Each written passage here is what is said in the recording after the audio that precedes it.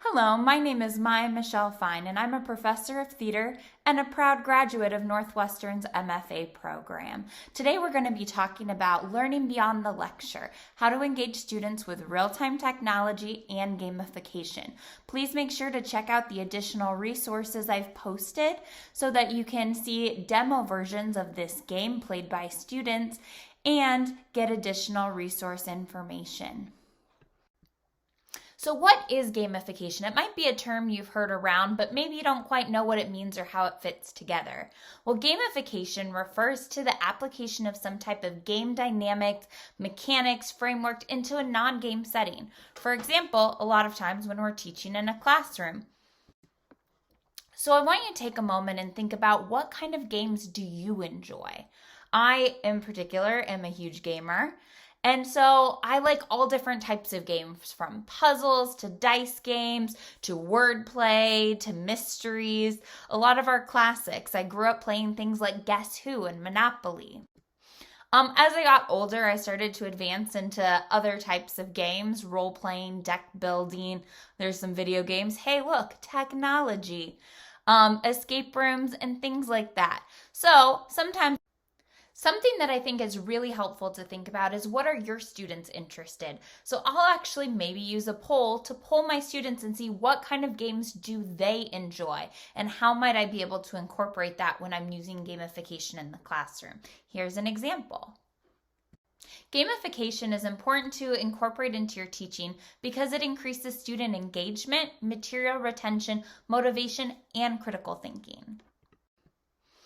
So first thing you want to think about when you're looking to create some type of gamification within your own teaching is, who are your participants? What are their age? Are you looking at elementary grade school? We're probably looking at higher ed in this particular case, and that's what I teach. I teach undergraduates. Start to think about what behaviors you might have in your class, what type of interactions you know to anticipate, or might. What are the interests of some of your students? Is there a way that you can incorporate little bits of that to make them more invested into your game? Think about accessibility, right? What do your students' needs need to be met in order to make this an effective and equitable learning opportunity for everyone? And then also what some of the strengths and challenges your students might have. So think about that a little bit as you look into your own game development. The next thing I want you to think about is we begin to look more into the player, who is your students, and what type of games and player mechanics they might be. So if you look at this is an example of 6 different player types, the hexad. So the first is socializers. So they get motivated by relatedness. They want to interact with others, have fun, engage. Think a lot of game show type stuff, interaction. So stuff that feels not isolated and alone. Free spirits really want to be their own individuals. So they might not do as well on team games. And they really want to kind of have their own control, be able to express themselves and use their own words and not necessarily conform to the group. You then have achievers. They're super nerdy awesome, maybe like me. And they love learning for the sake of learning, to master, really always looking and craving new things just for the sake of it. Now, the next type you have are philanthropists. Now, these are the ones that they're trying to help out the class. They're really altruistic. They really want kind of what's in the best interest of everybody else and might step back a little bit from the game sometime in order to put somebody else in front of them. The next we have players. Players are motivated by rewards. And this is one of the easiest things as professors we can give. Rewards. Hey, play this. I give you this. Awesome. We're learning and having fun. Now, the challenge becomes when we have disruptors. And let's admit it, we've all had those classes where we have those 1 or 2 or few students that seem to want to make life extra challenging for us. So when you're keeping that gameplay in mind, think about how you might brainstorm handling that type of participant as well, and what accommodations you can make or things you can keep in mind to kind of diffuse that situation. So looking at this a little bit more, here's just a really, really great chart. And so this idea of willingness to play, the player is going to play for the rewards and they're pretty much committed 100% to whatever gamification you're going to do. Now, the other ones are going to be like, maybe it depends. How are you going to hook me in? And then the not willing to play are typically the disruptors. They're the ones that might pout in the corner, might say things out loud, might be counterproductive. So it's always good to keep all of the different types of students and participants that you might have in mind when you're creating your own game. So we now know what gamification is, why it's important to integrate it, and who your participants are. This is always important to keep in mind when you're developing your own games to play in the classroom. So let's figure out how you can do that. By and far, the easiest way to get players or student investment into something is through rewards. This is used in a myriad of different ways, from tickets, bonus points, mystery surprises, giveaways, who knows. So I love this article that talks about the 6 contextual types of rewards in gamification. And essentially there's a handful of things that's how you're going to get them hooked and invested into playing. So you have fixed action rewards. This is probably the number one thing I do in my class. I say, hey, this gets 5 bonus points or 1 point for every time you participate in this, that, or whatever. I kind of keep that in mind with my grade book. Students are pretty great involved, I've noticed. Maybe you have too. So bonus points are probably one of my favorite tactics. There's also things like random rewards. So maybe you have like a box of things and it could be like 5 points on a quiz, or, take an extra 5-minute break from class. I don't know. You feel what's appropriate for you, but things where they don't necessarily know exactly what they're getting, but that's part of the fun and surprise in itself. Another great one is this idea of lottery. So maybe they participate, they get tickets over time, and then, you do a drawing and maybe some people have gotten more tickets than others. They do a drawing and something exciting happens from that one winner. So the idea is all of these different types of rewards are pretty easy to handle and manage. They don't necessarily have to cost you a lot, but they add to that additional investment into students' education and to playing this educational game you're creating for them. So how do you incorporate this into your teaching without spending lots of money and time? I worry about this all the time. I'm sure most of you have spent, I don't even know how much money on your students. I know that I have, and sometimes I've spent hours upon hours and sometimes weeks and even a month planning some kind of really cool, fun activity. And while that's great and amazing and they enjoy it in that special time, it's not necessarily something that we could always keep going. So I created some ideas on how to do something really nice and free. It's easy and it just takes a few minutes to set up. So in this case, I'm using Poll Everywhere. It's a type of real-time polling technology. It's free, it's easy to use. You essentially create your own web link and then students can text in with their phones or go to the link. In some cases, I'll do this in a computer lab as a review exercise or an activity so that we're making sure that we're keeping in mind accessibility for students as well. This is also something that you can play over Zoom and screen share this as you go along, or you can do this in the classroom. So really thinking about what are those different modalities that you can use this same idea. So in Poll Everywhere, they have a whole bunch of different activities. So I'm going to go ahead and use the first 2 activities that you see here, which are simple, multiple choice, and word cloud. So I think it's really important to consider using live online polling systems because we're getting instantaneous feedback. It promotes attention and memory. You get student engagement. There's free programs. There's no cleanup. Sometimes I do something and then it takes 10 minutes to clean up and I'm exhausted afterwards and it's messy and it never gets back to the same. And many schools offer free tablets or laptops for students to check out, or there's computer labs available. So it's actually quite an accessible option for a lot of different people. So now it's time to look at merging gamification and online polling. I'm going to show you one example of how I've done this, but you can take all of the tactics and knowledge that you've gained throughout this and apply it in any way that you choose. So in my particular case, I was asking myself, how do I and other professors increase student engagement and gain quick feedback? And in this case, I was looking for effectiveness in utilizing course-specific vocabulary. It was a chance for my students to practice using what we've been learning in class in an active and engaging way. So I invented the game Descriptionary.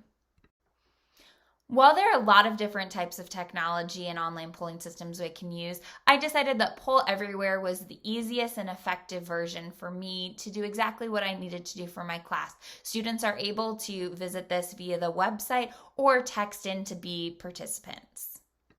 All right, so when you go on to this, it's a multiple choice version. So I've gone ahead and uploaded pictures. Now I'm a lighting design professor. So what you're gonna see here is a whole bunch of images from Hamilton, and it's a whole bunch of different dynamic lighting design shots. Now, students in talking about lighting design use very specific vocabulary, as I'm sure students in your class do too. And the idea is simply, how do you describe this image and get the students in the class to pick the image that you're describing. So we have one student as the describer, and this is what they're going to see. They're only going to see one image of the set. And the rest of the class is seeing all those other options. So now the describer is going to use special words to try and describe what they're seeing without necessarily knowing what the other students can see. Now, I like to add a little bit of extra spice to it and a little bit more gameplay. So a lot of times you can get these for free at the dollar store. So $2 we're spending right here on foam dye. You can also make your own. And I'm putting in categories for the students to use to describe these. It adds an additional level of difficulty to it and some more fun gameplay. Now, if you're playing in some kind of a digital fashion, like over Zoom with your students, I really love a digital spinner. You can go ahead and add in each of the different categories, and then you can click to spin, and I get to share that with my students as we go along. So now at this point, our students now know what categories they're using to describe the images. So the descriptor, this one student in front of the class, is going to start talking using the specific vocabulary. Then all of the other students using this live polling system are going to vote for the image that they think the descriptor is describing. This is going to give them a sense of how accurate their vocabulary is. So I will show this either to the whole class or just the descriptor and say, okay, this is what the class is torn between. Now, how can you use one or two or three very select choice words to try and sway your audience in a different way? How does getting this feedback make you think about how you can be more effective as the descriptor? So it gives them a chance to immediately self-reflect. Then we'll give them a chance to try a couple more times, and hopefully most of the votes have moved into the intended direction of the image described. Then in order to get more feedback from the students, I use something called the word cloud, also available in Poll Everywhere. In this instance, I asked students to type in what words were most effective that the descriptor used. In word clouds, the more students that type in the same word, the bigger that they'll become. So it's a chance to see how popular was something and what are all the differences that can happen. A group discussion happening. And I think that that's really important. So by the end of these kind of series of activities that are all interconnected, students were able to flip back and forth roles. So sometimes they're descriptor and sometimes they're the studio audience. And they're able to identify vocabulary that we've taught over class, describe and analyze images, revise their approach, right? So we're giving them that chance not to just put it all out there and be like, well, you messed up, but give them a chance to reflect and change. And I think that's a huge aspect of this game. They're differentiating different image characteristics, and they're making hypotheses. If the describer is describing something like, oh, could they be talking about that? What clues or facts are leading me towards that conclusion? It also allows them to appraise their effectiveness of their choice of terminology. So we're getting multiple layers of feedback in multiple different ways from students doing multiple different roles. So I want to tie this back to the hexad. So we talked about all these different types of students you might have participating in this, right? So hopefully by now with our rewards, we have a lot of players. But one of the nice things about this particular game is if you look at the disruptor, that's one person that's voting. So even if they go renegade and pick something that doesn't make any sense at all, the overall proportion of the class who is invested in playing is going to give really great percentage statistics. Your free spirit still has the ability to vote in their own and have their own voice. and express themselves with their own words in the word cloud. The philanthropist is typically rooting for the whole class. Everybody wants the descriptor to do well. So it's competitive yet collaborative in that way. Putting each other forward. And the socializer has the ability that it's all a fun game happening live in the classroom. So we're hearing the reactions of the classmates and everything else. It's not head down at a desk trying to do something. So really, and then the achiever, nerding out, learning more things, hearing from their peers, and kind of proving their mastery in a lot of ways. So really, this game, as simple as it is, addresses all of those different types of game students that you're going to be having here. So the big thing is, I'm like, this example is super specific. It's for a theater lighting design class, but this basic principle of this game is really easy to apply, I think, to other disciplines and fields. So I went ahead and did some Google searching, as we do. And I thought about, what about in the medical profession? Are there ways that we can compare things like x-rays and have students use that type of limited vocabulary? What about in art? What about images under a microscope? Mathematical graphs, like different types of animals. What if you're limited to only talking about the types of food that they eat and the environment that they're in? Maybe facts about different states to get yourself limited. So it's giving students a previous knowledge of different types of things and then letting their vocabulary and their description drive them towards getting the class to that successful. So it reinforces that the class has background knowledge and so does the describer. As you're continuing to explore the idea of gamification and integrate it in your classroom, I'll encourage you to look at a plethora of different activities. There's strategy, puzzle, card, role-playing, collaborative, co-op, game show, classics, chance, luck, deck building, worker replacement, resource management. There's so many ways you can check it out online. There's lots of things like Facebook groups and forums. TeachX actually has amazing presentations, which have inspired me in my gamification journey. So take advantage of all of those resources. Thank you very much for attending my TeachX. Once again, my name is Maya Michelle Fine, and I'm thrilled to share my love of gamification and technology with you during this TeachX presentation. Please don't hesitate to reach out to me with comments, questions, or concerns, or additional collaboration opportunities. My information is below, and don't forget to stay tuned for the works cited and additional information. Have a great conference. Thank you. Here's information on how to sign up for your free Poll Everywhere account and all that comes with that. Also, please check out these works cited. Amazing brains have gone into the research of gamification. I can't wait to dig into it more, and hopefully you will too. Enjoy.